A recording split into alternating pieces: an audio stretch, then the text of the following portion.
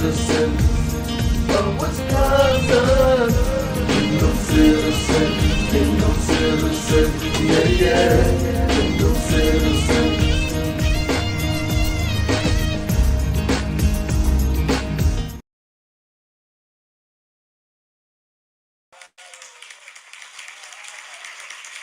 Blessings, everybody. Blessings, blessings. Think about it. Tuesday, we are here. It is ready to get this show on the road. I am honored to have my sidekick back again. Plus one. Sidekick plus one. That's what I'm going to say today. She's sidekick plus one today. And I know we haven't did a show in a while, so she got a lot to say. And this is Think About It Tuesday. So when you ask me, what are we going to talk about? I'm going to say, I don't know. All I know is going to be fun. So let me bring her. She is how should I say this? She is a constitutional fighter.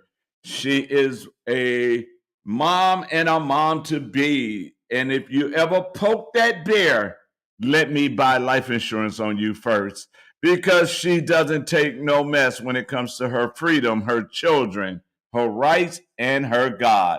Let's bring her on, Madam, AKA,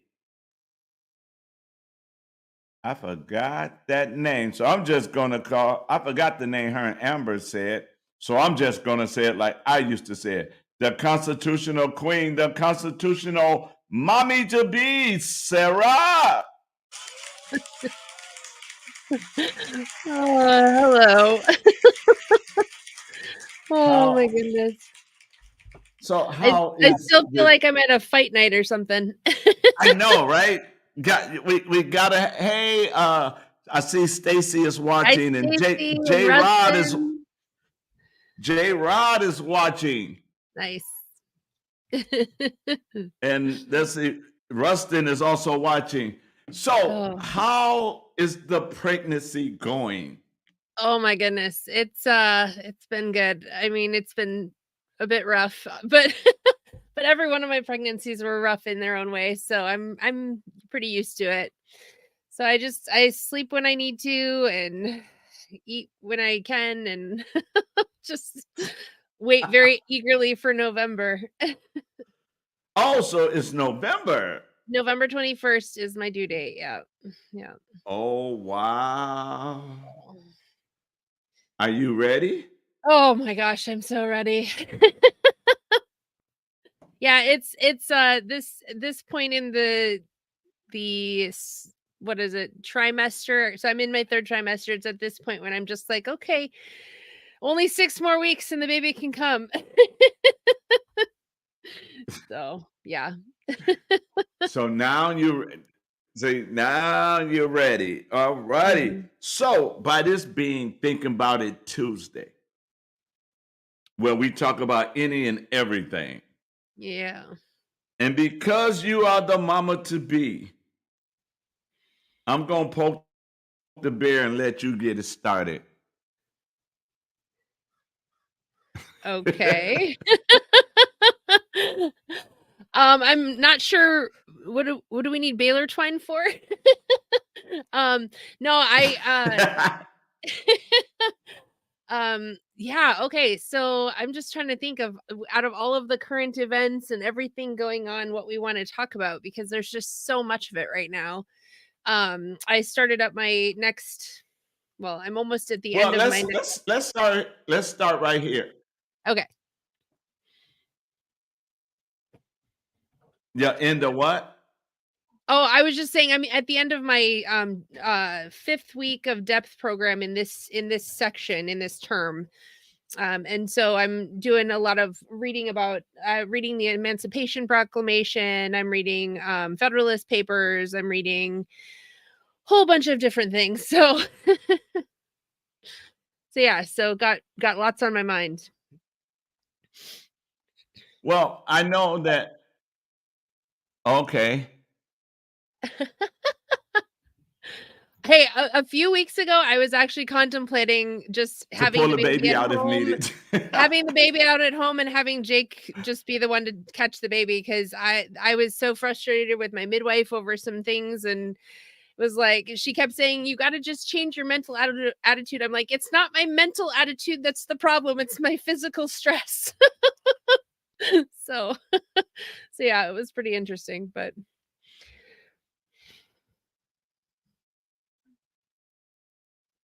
We yeah, so having a little technical. okay. I'm trying to figure out what it is, or do I need to slap in the um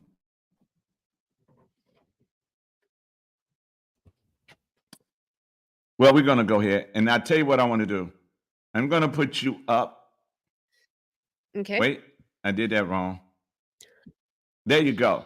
So I can fix the technical problem. Okay. I want you to here's what I want you to talk about until I get back. With everything's going Okay. on, why is so important right now to stir up locally so we can intercept it for our families, okay? Okay. All right. You Well, can start. I would. All right, sounds good. So, number one, why is it important to stir up locally? Why is it important to get the local community active and involved and everything? M well, top one, to stave off a revolution. I mean, revolutions were uh are something that we're seeing, on one side of the aisle, and I'm not saying politically, but on one side of the conservative aisle, we're seeing this extreme, we got to just pick up our guns and go to war. And then on the other side, we're seeing this, I don't know what to do. It's too overwhelming. I'm just going to bury my head in the sand and hope it goes away, right? And then you've got the middle ground where we're trying to use reason and reflection, um, in order, instead of accident and violence and force, as Alexander Hamilton said in the Federalist Paper number one. That's really where we're trying to go with it. I mean, um, we can't stop a revolution from happening unless we educate the masses as to why that would be not exactly the best line of defense against tyranny. At least not now. I mean, could it happen? Yes, we were actually just talking about this in the depth program, in my depth program, where is it revolution or restoration? And the opinions are mixed on the subject. If we can't turn it around, then ultimately it will go to revolution. Now, what that looks like, I don't know. I don't know if it will look like, the 1776 revolution. Um, but at the same time, um, that's not where we want to go first. And so, yeah, so that's why it's so important to get our local communities involved and informed. Um, it's why we are trying to reach out to people within our communities to educate them on the Constitution, to educate them on all three of our constitutions, the Wisconsin, the federal, and the Bible, right? Because we want people to see there are better ways to confront tyranny, and it takes longer and it's painful sometimes because we have to go through a whole lot of, pardon my French, crap in order to get to the other side. And we might not see it in our lifetime, right? We might not see that massive shift back to freedom in our lifetime. But if we set the foundation now, if we raise our children now, if we inform and educate our communities now, in 1 or 2 generations, we could see an entirely different America, and a good one at that, right? So yeah, so that's why we do local, because we, at this point, we can basically write off the presidential and federal government, um, because it's gone so far and so big. There's no way we can change it from the top down.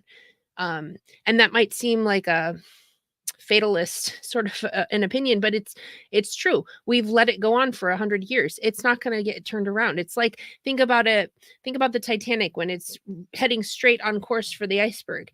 You can't just turn it on a dime. The Titanic is huge, right? And so it hits that iceberg. Actually, the problem with the Titanic is we should have hit it head on. because they would have probably saved the Titanic and saved all those lives. Instead, they turned it just enough so that the iceberg hit right along the side and screeched its way across and basically opened up all the bulkheads. That's not what we want to do. We're on a collision course, and the best thing to do is hit it head on, and we'll take damage. But we'll also save a whole heck of a lot of people and a whole heck of a lot of lives, and will hopefully save our nation. So um okay, I see Amber said something. Hi Amber. hope you feel better soon. Yeah. Yeah, I've contemplated it, and if it comes to that, I definitely will, because I'm not afraid of a home birth. Just got to get a few supplies. And yes, the Titanic sank not because it hit the iceberg, but because of the way it hit the iceberg. And like I kind of explained it, what happened was it was able to turn just enough, but too late, to where the iceberg literally just sheared off the whole side of it. And instead of one bulkhead filling and then slowly filling back, and then as they filled, they would empty them out the back, all of them filled at once. And so the Titanic had no way of actually surviving that. If they'd hit the iceberg head on, they would have hit one bulkhead, maybe two. And it would have been a far less damage and far more lives saved. But yeah, it did sink, but it might not have if they'd done it, if they hadn't panicked. So anyway, that's the Titanic story. So yeah, so I'm trying to think if I need to say anything else about local stuff. I mean, that's really it. We have to educate on that. We have to start from the bottom up. We have to restore the authority structure in the air, in the level that it's supposed to be. So we have. I might have to end this show. Oh I no. might have to end it and come back. I don't know. Okay. I don't know what's going on. We're having technical Let me difficulties. just check some. I know.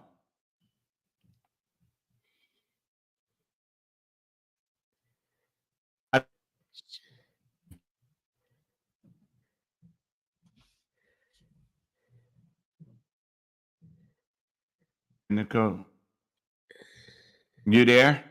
Yep, I'm still here. Okay. You hear me? I'm trying to figure this out because It's like there's a delay or something. yeah. So what we're gonna do to end this, Okay. shut it off, and then I'm going to resend this to you, okay? Okay, sounds good. All right. So All y'all, we'll be back. Okay. Bye.